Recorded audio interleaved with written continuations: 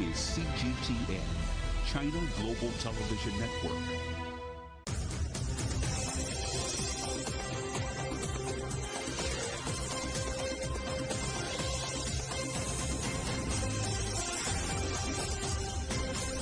Live from London, this is The World Today.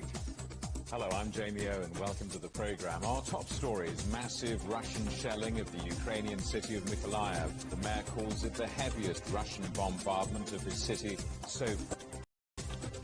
Our other headlines: extreme weather ravages the United States with devastating new wildfires in the west and flash flooding in the state of Kentucky. And England's women footballers are playing Germany in the European Championship final. We're live at Wembley.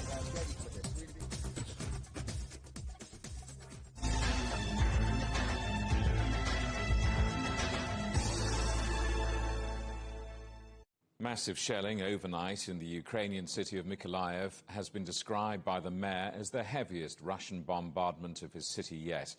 And in the Crimea, Ukrainian forces struck the headquarters of Russia's Black Sea Fleet in Russian-held Sevastopol. The Associated Press correspondent Sam Mednick is in the Ukrainian city of Lviv. Sam, what's the latest you have from these attacks overnight?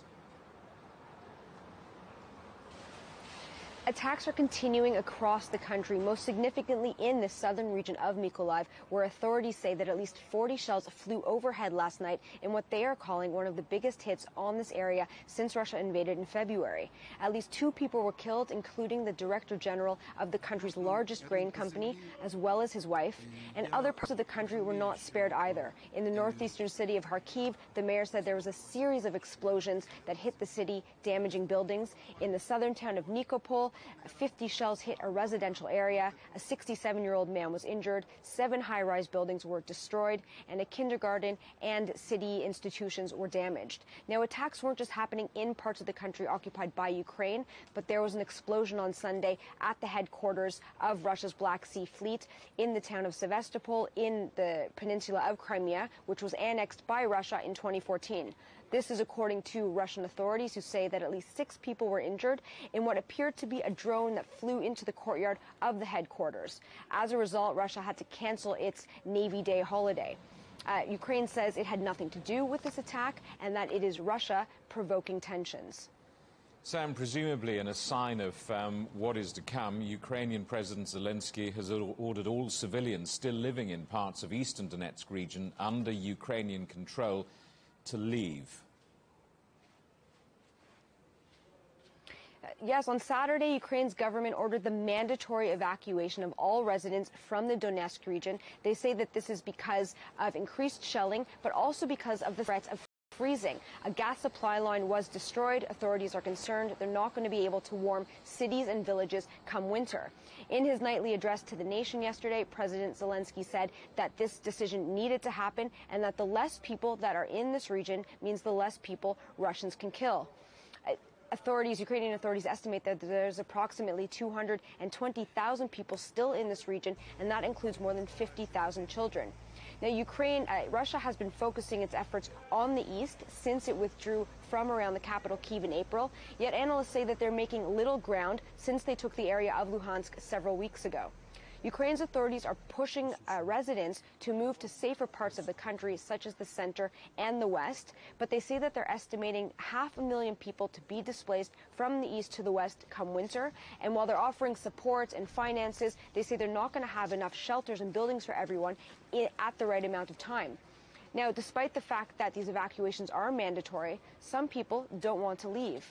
I spoke to Dmitry Amalchenko. He has a local aid group in Donetsk who helps people evacuate from the front lines. He says people tell him if they leave, they have nothing left in their life. And then he spoke to a mother and her daughter a few days ago, tried to get them to leave, but refused.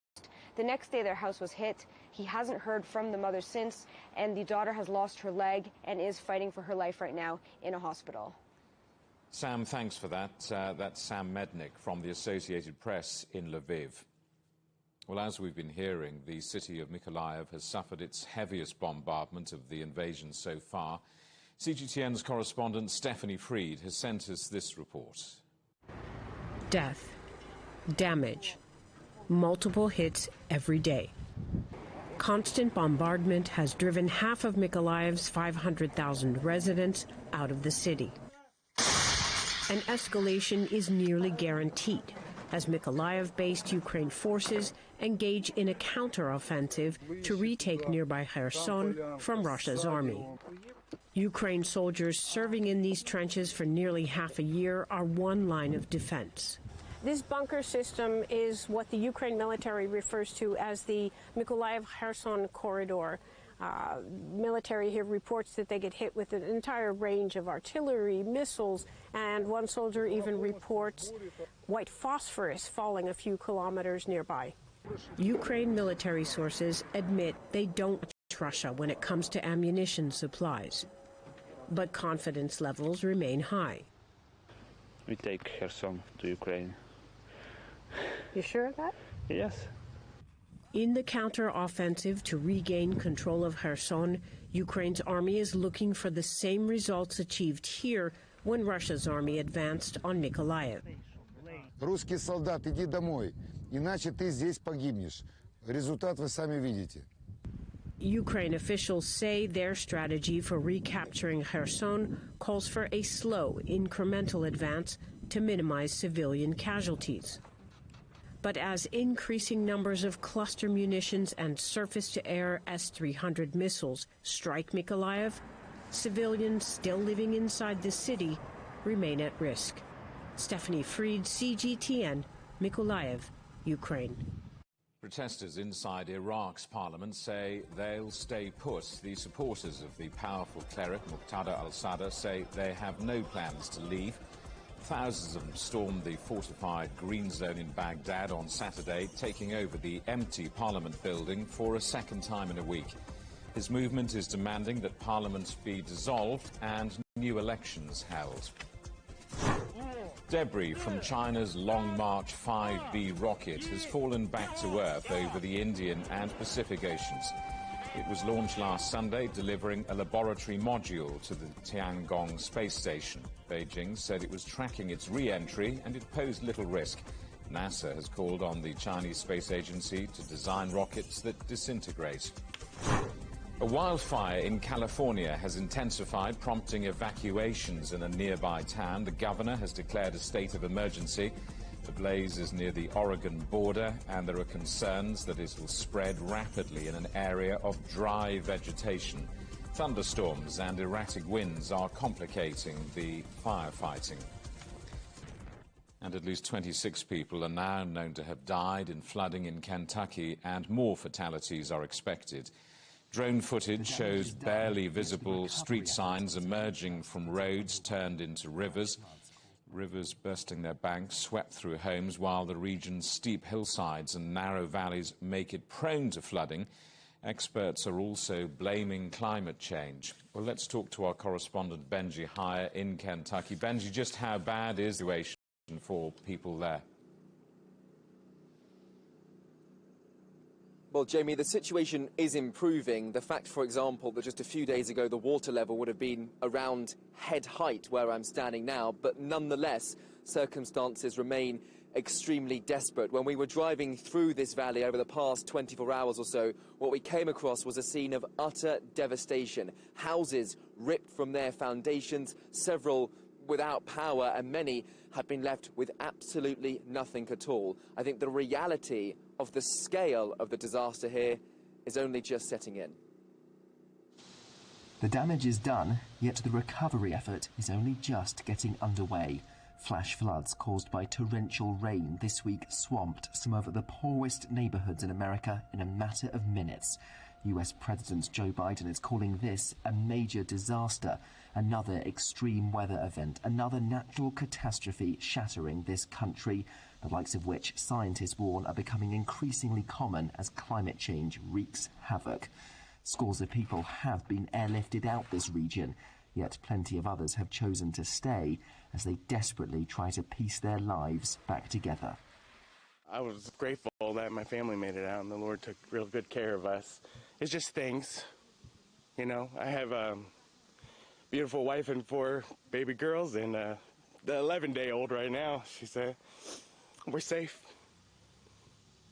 so we're good. This is a big county, but one with a close-knit community. People here, whilst living miles apart, know each other. And this flooding will leave not only a trail of devastation in its wake, but also a trail of grief and trauma shared by all.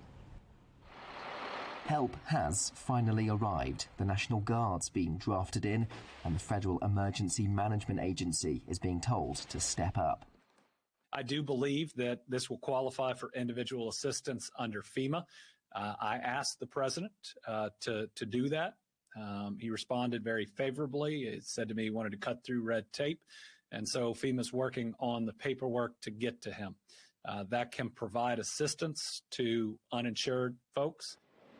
Though for the most part, residents are relying on donations from the public to stay afloat. Hundreds are passing through daily at the Nott County Sportsplex to pick up the very bare necessities. Even those that have lost nearly everything are giving to their friends and neighbours. Still, more assistance will be required in the future. Don't forget about us. This isn't going to be something that's a week or 2 weeks. This is going to be months and years to rebuild. Our infrastructures are horrid. The running waters that we did have, the pipes are going to be gone. They have to be rebuilt. We have to have fire hydrants. We need to have equipment for our first responders that have been damaged. We need, most of our fire trucks in our department are from the 70s. We need to equip ourselves better. The city of Hindman lost every piece of construction equipment it has. We're not going to be able to dig out without that equipment and without those resources. So, get us fed, get us water, get us shelter right now. Don't forget us later. For now, the focus remains on survival. Search and rescue efforts are ongoing to find those missing or retrieve the bodies of those swept away by this tragedy. Benji, you just wonder, don't you, how to even begin with the recovery operation. How is the rescue effort going? Look, I think the first thing to consider is that amidst all those rescue efforts, there is more rain feared, and scores of people have already been evacuated. Those that wish to remain have been warned by the governor of Kentucky to at least seek higher ground. But you might be able to see behind me that any sort of rescue operation for the fire department or other services has been rather impeded by the fact that they've been impacted by this natural catastrophe too. These trucks find themselves in, well, rather compromising positions. These, whilst old, would otherwise have been used to help people or at least be put in reserve. The fire department, which is just a short walk from where I'm standing now, itself was found flooded with its communications and phone lines down. That effectively meant that people who were in the worst affected areas were not even able to phone 911, and the firemen and women that were sent to help them were not able to communicate with their main HQ. The problem that firefighters, that residents find themselves in is that with that rain expected to come, the situation could worsen dramatically. What the flood has done is saturate a lot of the ground around us, meaning if there is going to be any extra rainfall in the next few hours, it is going to be not absorbed to the extent that it was, and therefore the effect of this flood is by no means over, and there could be very serious implications in the next 24 hours or so. Benji, thank you for that. Our correspondent Benji Hire in Kentucky. You're watching CGTN. Still ahead, England's women are playing Germany in the European Championship final right now. We're live at Wembley next.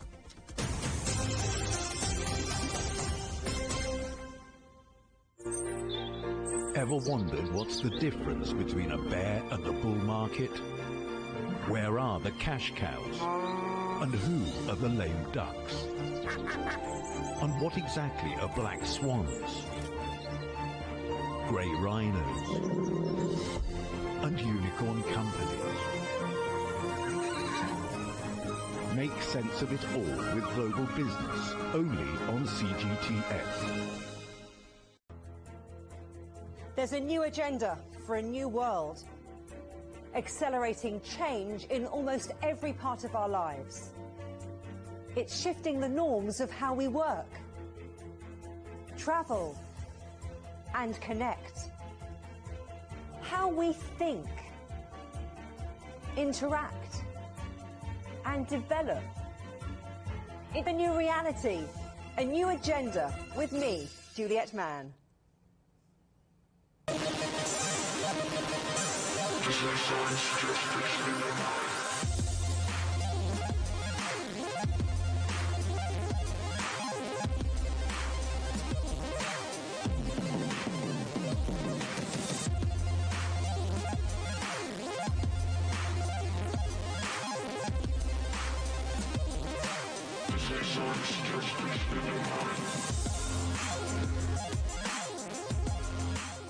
Soaring energy prices, surging inflation, strained supply chains. As costs spiral and goods run short, people are feeling the heat. Join us for a special new series, Crunch Time, starting August the 1st, here on CGTN.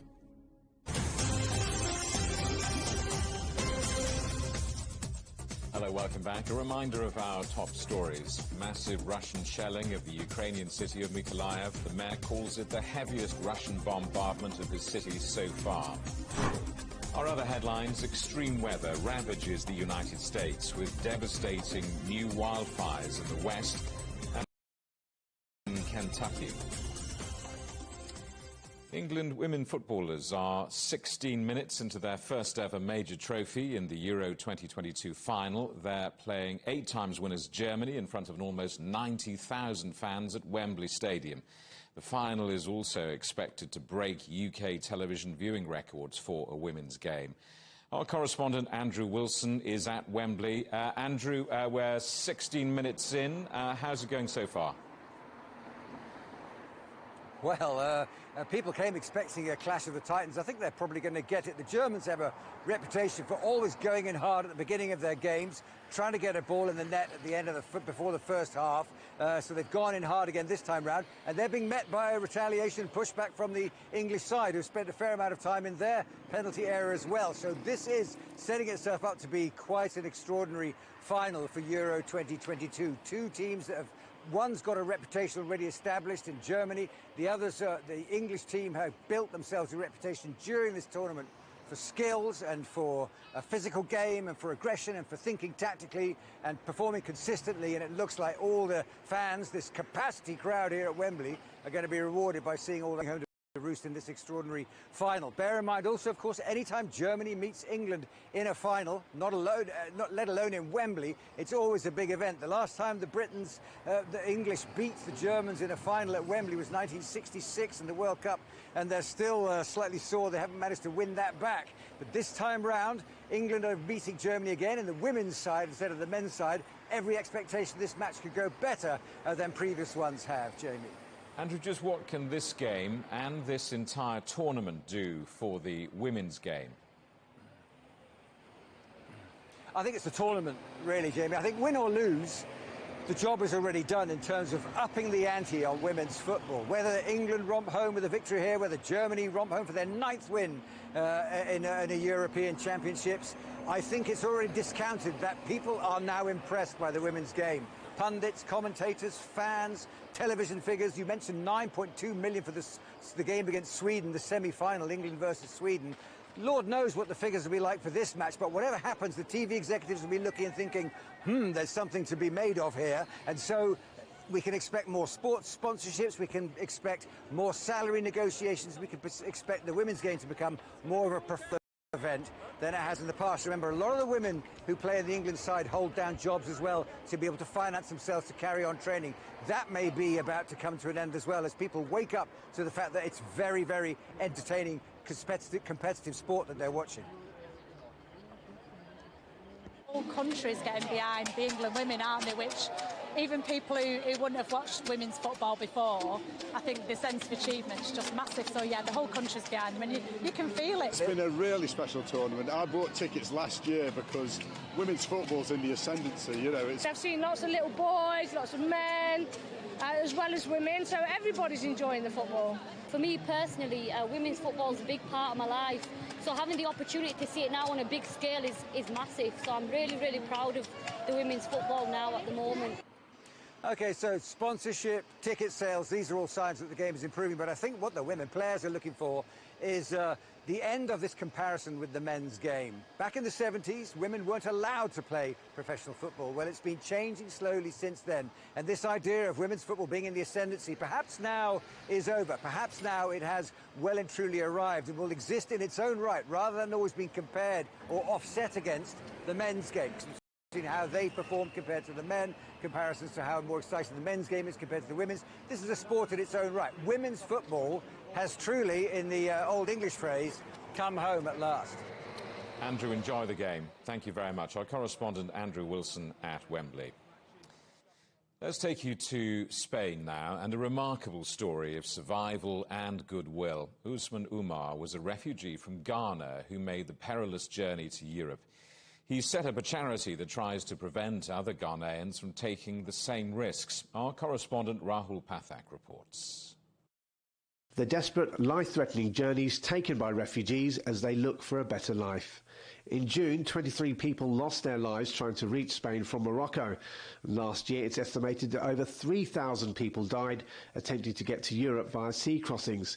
That doesn't include those unaccounted for who didn't make it through the desert. Usman Omar knows this all too well.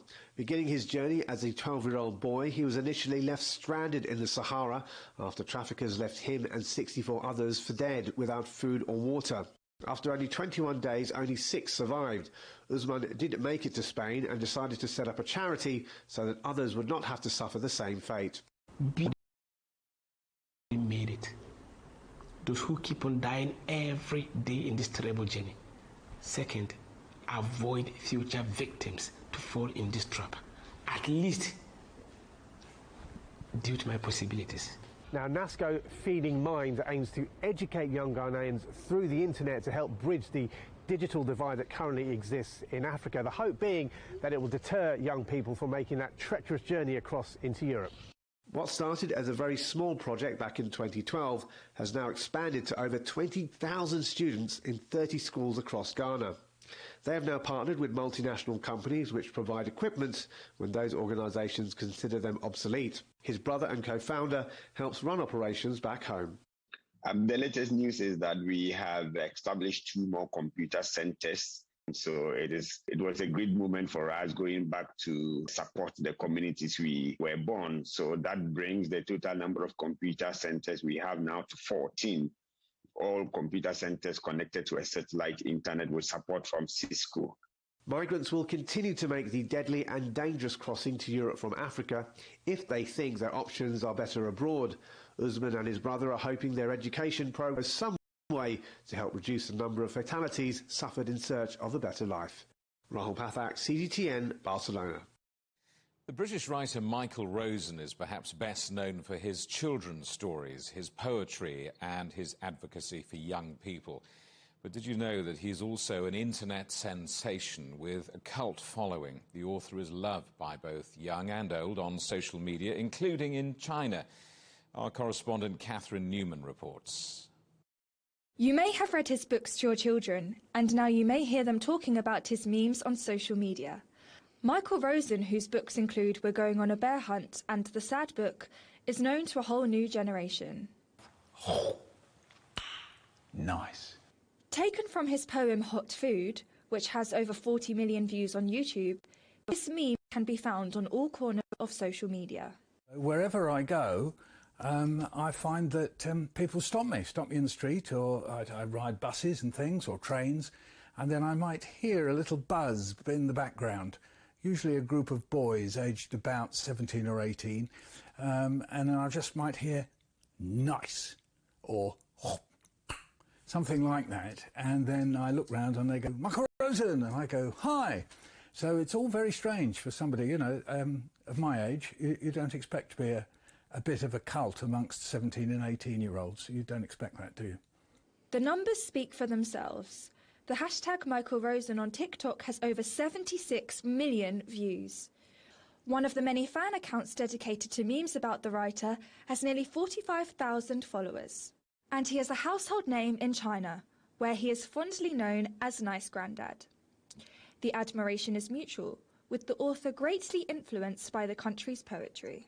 I got very, very interested in ancient Chinese poetry, which is very different from some of the traditions that are in English poetry, say. So I learnt to write in a particular kind of way from ancient Chinese poetry. In March 2020, Rosen was hospitalised with COVID-19, spending 48 days in intensive care in an induced coma. On recovery, he wrote a book about his experiences called Many Different Kinds of Love, which he says was also inspired by China's unique way of expressing feeling. I wrote about those in a way that people may not know, but actually was inspired by Chinese poetry. That's to say, you can write about very emotional things in a very detached way, and I learnt that from classical Chinese poems. Rosen continues to advocate for children's literacy, and he says he has mixed feelings about young people's use of social media, which is estimated to have increased with pandemic lockdowns. What's happened in the last 20 years, maybe 15 years, is that people who you might expect not to be very interested in writing, maybe young and not very literate people, are writing all the time. They're texting to each other. So that's one revolution that's happened. But I think you have to say, this very ordinary thing, it's as good or as bad as humanity. I suppose there's some danger that what has happened, some people call it, we create rooms where we can just reinforce our own views, and when you do that, you can then also reinforce your own enemies. While often viewed as a negative force, Rosen says social media can encourage positive creativity if used in the right way. Welcoming internet stardom, the author says he hopes his own content can be a force for good. Catherine Newman, CGTN, London. The headlines again. Massive Russian shelling of the Ukrainian city of Mykolaiv. The mayor calls it the Russian bombardment of his city so far. Our other headlines: extreme weather ravages the United States with devastating new wildfires in the west and flash flooding in the state of Kentucky. And England's women footballers are 27 minutes into their European Championship final as they face Germany at Wembley. And that is the world today. Thank you for watching. We're on smart TV apps: Roku, Apple TV, Amazon Fire and Android TV, YouTube, Dailymotion, CGTN.com and the CGTN app, and in the UK on Freeview. More news at the top of this hour. Coming up next, it's Razor. For now, from all of the team in London, it's goodbye.